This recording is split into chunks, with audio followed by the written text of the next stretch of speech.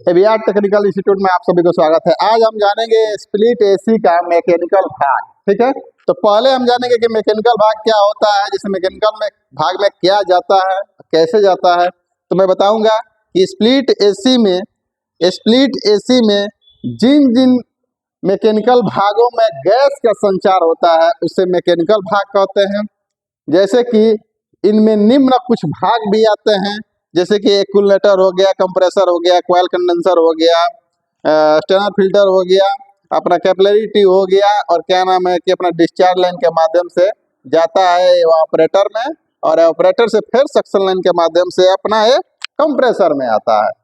तो मैं आपको बताऊंगा इसमें कौन सा भाग होता है, बहुत ही विस्तार पूर्वक से आप इस वीडियो में अंत तक बने रहिएगा। इस वीडियो को जो देखते हैं तो आपको मालूम चल जाएगा कि स्प्लिट एसी में कौन सा मैकेनिकल भाग होता है और कैसे काम करता है, और इलेक्ट्रिकल भी दूसरे दिन डायग्राम बना के आपको मैं समझाऊंगा। चलिए, तो एक बार और बता दूं आपको कि एबीआर टेक्निकल संस्था भिंगारी बाजार में पड़ता है। यहाँ पे AC, fridge, cooler, water cooler, geyser, RO, motor winding, ceiling fan, फराटा फैन, इलेक्ट्रीशियन का काम सिखाया जाता है। जो अगर आप भी ज्वाइन करना चाहते हैं तो फरवरी मंथ का बहुत ही कम सीटें खाली है, आप चाहें तो रजिस्ट्रेशन करा लें। फरवरी मंथ में क्लास स्टार्ट होगा। ठीक है, तो चलिए अपने टॉपिक पर आते हैं। तो चलिए, हमारा मैकेनिकल भाग, तो पहले फर्स्ट हम स्टार्ट करेंगे अपना इंडोर के बारे में समझेंगे कि इसके अंदर क्या मैकेनिकल भाग होता है। तो देखिए, ये अपना इंडोर का ए कैबिनेट है, मतलब बॉडी है समझ लीजिए।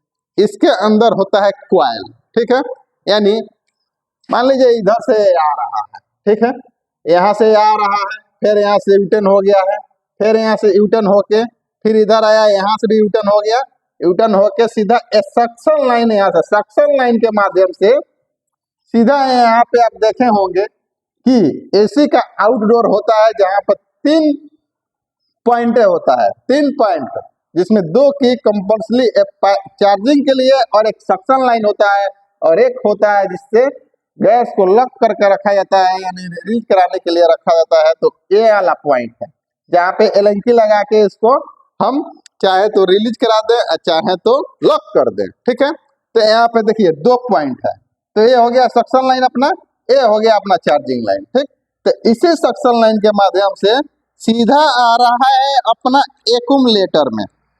एक्यूमुलेटर यानी कंप्रेसर की बगल में जो देखे हैं बेलन आकार, बेलन के तरह, मतलब इतना बड़ा होगा, कंप्रेसर से छोटा पतला बेलन की आकार का होगा, वो होता है एक्यूमुलेटर।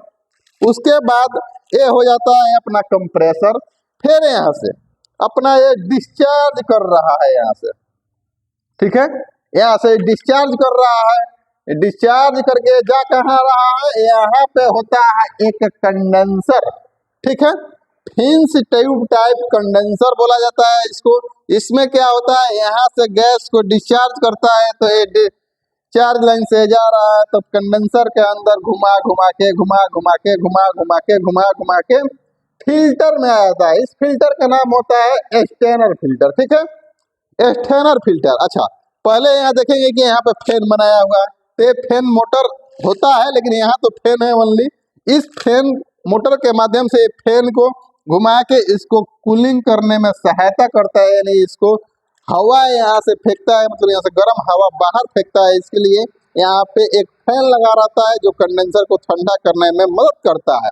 ठीक है, तो यहाँ से मान लीजिए अपना एक गैस आके यहाँ चला गया है स्टेनर फिल्टर में। एक होता है यहाँ स्टेनर फिल्टर, उसके बाद हो जाता है अपना कैपिलरी ट्यूब। कैपिलरी ट्यूब से सीधा यहाँ निकला है डिस्चार्ज लाइन में। देख रहे हैं, यहाँ भी 2 पॉइंट बना होता है, जो एक पॉइंट यहाँ पे एलएनकी से गैस रिलीज कराने के लिए, लॉक करने के लिए रखा जाता है। यहाँ पे इसका समझ लीजिए कि नट वहाँ पे है, तो सीधा अपना यहाँ से आता है गैस, और आके सीधा यहाँ से डिस्चार्ज लाइन के माध्यम से सीधा चला जाता है ये ऑपरेटर में।